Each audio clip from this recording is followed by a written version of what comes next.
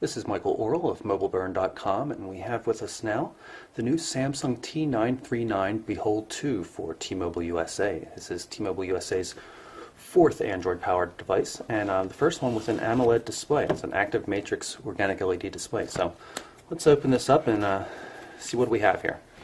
Of course, right up off the top, we have the phone itself. Pull out of the bag. You can see pretty slim looking. Fairly standard looking Samsung touchscreen form factor. We'll set that aside for now and come back to it a little bit later. Pop open the box here, and it looks like we have a little soft pouch for it.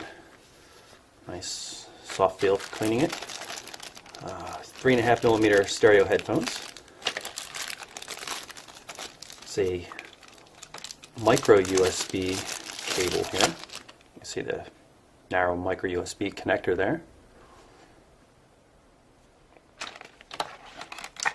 And of course the micro USB power charger as well. T-Mobile USA SIM card, which we won't need. And a micro SD to SD adapter card. Up top here, some books, CDs, things. Actually, it's a lot of paper in here. This is a service guide. This is the manual, or two manuals. Yeah, one in Spanish, one in English. Pretty sizable though. I don't often see that these days. And just a quick getting started guide as well. So here we have the Behold 2. I'm going to power it up with the call in button right here, and while it's powering up, we'll take a look at the various features of the hardware design here. You can see on the left hand edge we've got a volume control, little lanyard loop fixing point up here in the corner, 3.5mm headphone jack, of course previously mentioned micro USB connector here for both power and USB connectivity, lock button here, and of course a two-stage camera shutter button for the 5-megapixel autofocus camera. It's on the back and with the LED flash. Not too much to see on the bottom other than the little hole for the microphone. Speakerphone grill there on the bottom. Unlike a lot of Android devices, this one does not have a trackball. It uses a D-pad instead. We've got a hardware back and menu keys, home, and as you can read here, it says press this button to access your multimedia features. This is the cube menu that Samsung uses on their devices. Call end, as we already mentioned, and of course call send. Booted up pretty quickly, and let's peel off the protective covers and take a look into what we've got underneath the wrappers. One of the big hype points for the Behold 2 is that it features an AMOLED display, an active matrix organic LED display, so there's no backlight on it. So when you turn it, really shallow angles, you don't see any lights leaking in from the back behind the display or anything like that. Also means that the blacks are very black and the colors are bright. And if you're using a black-based theme, you can save power because each pixel lights up independently. So there's no, because of the lack of backlight, there's no wasted energy there. If you take a look at the rear of the device, the rear cover, it has a nice, world map look to it. And it appears to be some kind of clear coat because the map actually is underneath the surface. It's not sitting there on the surface painted, so it's kind of cool. Glossy clear coat surface. You can see the reflections quite easily. Doesn't appear to be too bad with fingerprints, although of course they do show up. With a lot of Android devices, you can get past the lock screen and get right down to business just by hitting the menu button twice. It's not the case on the Behold 2 though. Samsung prefers to use separate lock buttons for a lot of their phones, so unlock it with the lock button, lock it again with the lock button. And the nice thing about that is actually it's one touch, so just one touch, unlock it, and there it goes. Nothing you have to do with the touch screen, nothing funny, it's just straight down to business, which is quite nice. Now when you notice this is the home screen, we're moving through the home screens, and it has a very cool animation look to it, as if it were the inside of a cube, which is pretty slick. With that said, there's only 3 home screens here, just like there were on the Moment, which quite frankly is not enough. I think the amount of time I've spent with a Click and a Hero or Droid Aeris or whatever has shown me that more home screens are definitely better. But I do really like the way it looks. Three home screens, however, does fit into the Samsung TouchWiz 2.0 theme, and you can see it looks very much like it looks on the Samsung Jet, for example. And even the menu across the bottom does not look typical Android. It looks very much like the feature phones that Samsung's been putting out. If you're familiar with Samsung's TouchWiz user interface, you'll probably think this is the widget tray, where you would open this up and drag widgets out on the screen, but instead it's the new main menu. Samsung has totally replaced the main menu you typically found on Android devices with this instead. It's kind of cool. Scrolls pretty quickly, not exactly fluidly, I guess. It's a little choppy looking, but still works quite well, and you can tap it or drag it in and out. There's also this quick list, which Samsung has predefined with what goes on here. I don't know if it's user configurable or not. Doesn't appear to be, because that's the main settings menu right there. Dialer application gives you quick access to things like speed dials, your contacts, call log, and voicemail. We'll just hit the voicemail button here to show you what a phone call looks like. Throw the speakerphone on. Welcome to your T-Mobile voicemail service. Para español, hang up. oprima.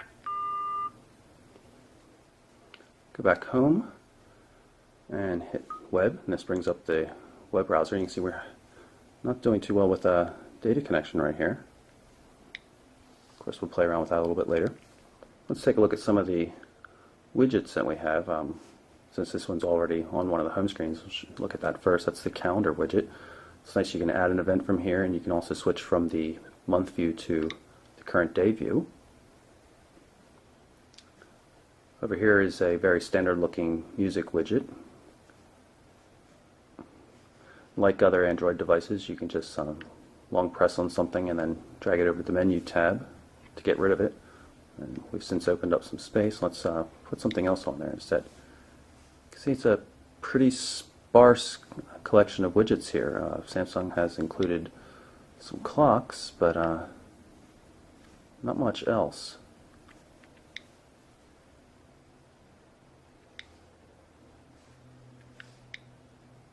Oh, it's a nice little camera-related menu. Kind of cool. Hit the back button, I guess, to get out of it. Not sure. There it is. Exit.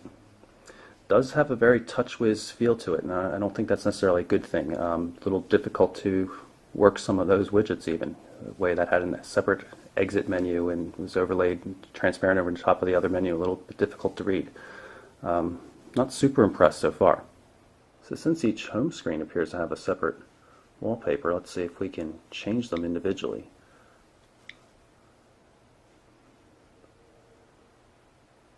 Okay, it's asking us which panel to change, so we're going to change this one. And we're going to go into the wallpaper gallery and trying to navigate, and it's not really working the way I would expect. Let's try this again. I have to use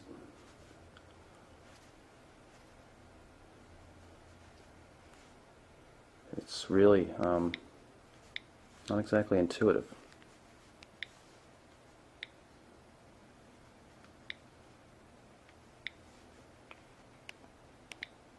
It looks like you have to use the D-pad. It's a touchscreen device and you're forced to use the D-pad, which is pretty absurd.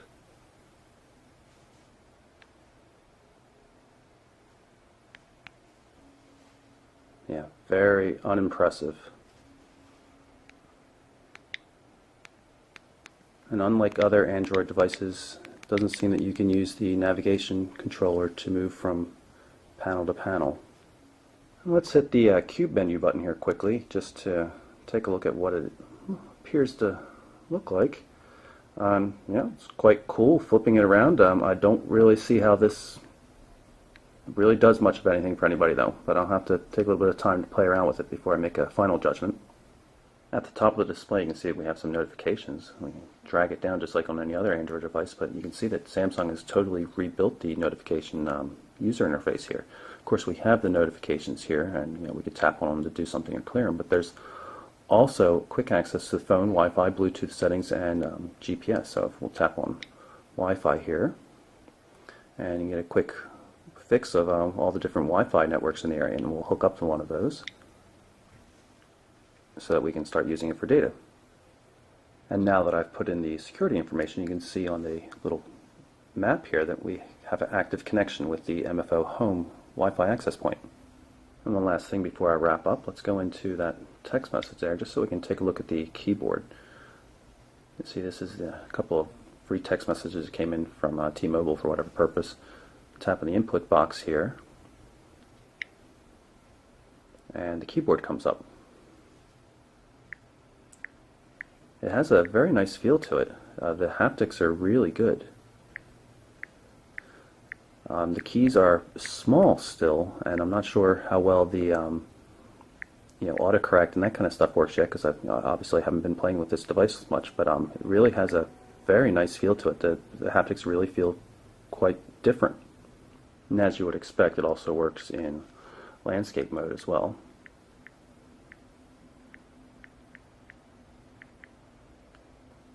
So there you have it. Unboxing and quick first look at the Samsung T939 Behold 2 for T-Mobile USA. I'm Michael Orrell for MobileBurn.com.